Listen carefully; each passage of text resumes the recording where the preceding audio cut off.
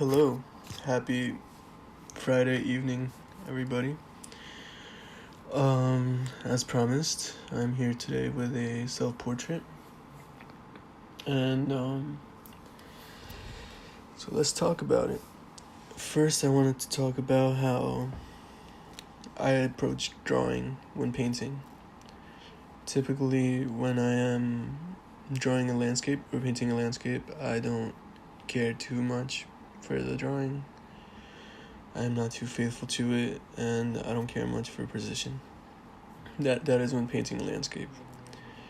But when you're drawing somebody, and it's like you care to get the likeness of the person that you're painting. Oh man, it is a battle to try to get the likeness, especially when painting. It takes a lot of focus and patience and persistence. And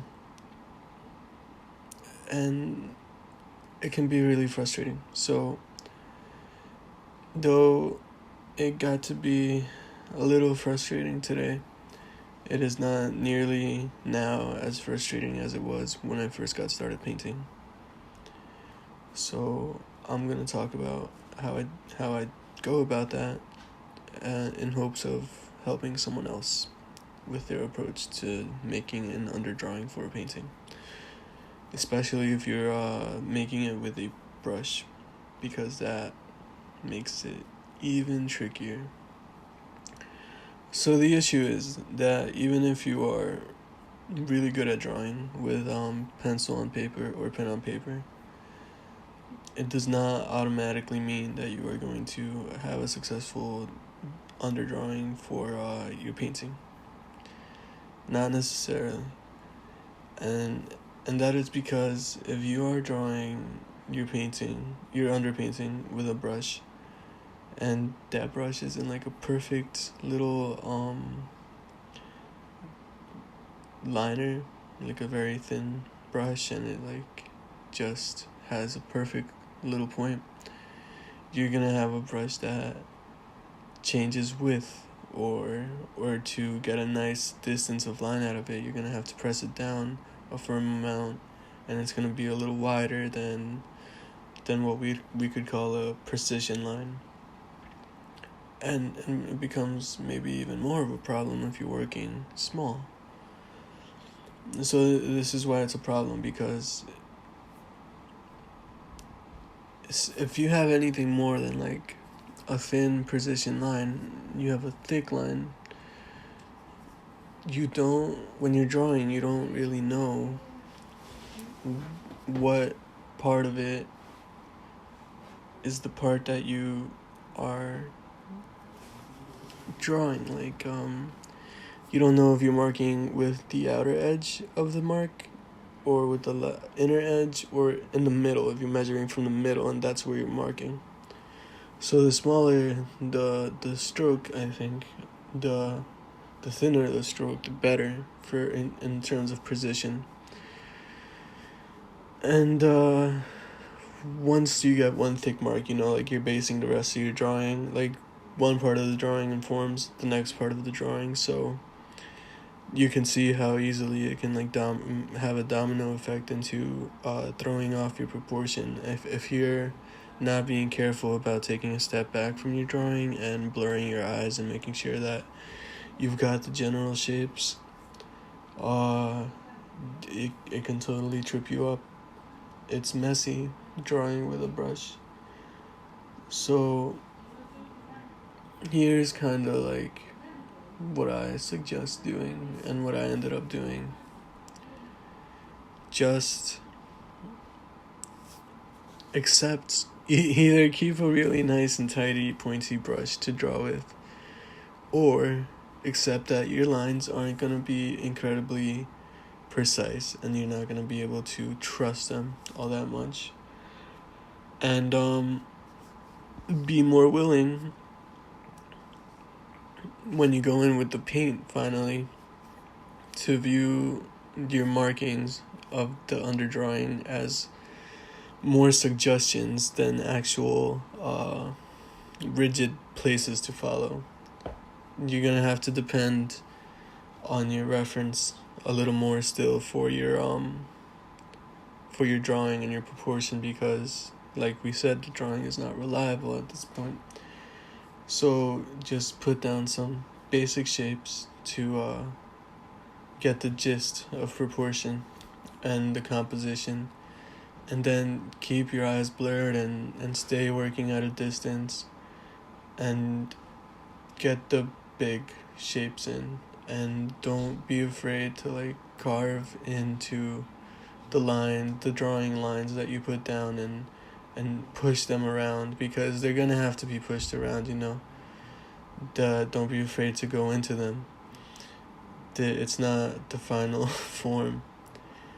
So basically, yeah, once I started seeing the underdrawing as a suggestion as opposed to a rigid thing to follow, I accepted also that I was gonna need to push around the lines a little bit and just get the shapes in, the recognizable shapes in with the brush, like carve it out, and get as quickly as possible as I can to a place where I can start painting the reference, as opposed to counting on the drawing that I put down on the canvas.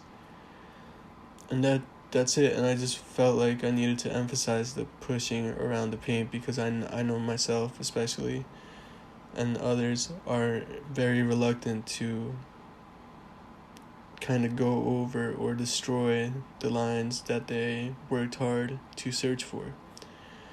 And yeah, you just gotta let go of that, because you gotta move on. You can't let your drawing or your painting suffer because you're not willing to let go of some lines that you put down in the preliminary sketch or in the underdrawing.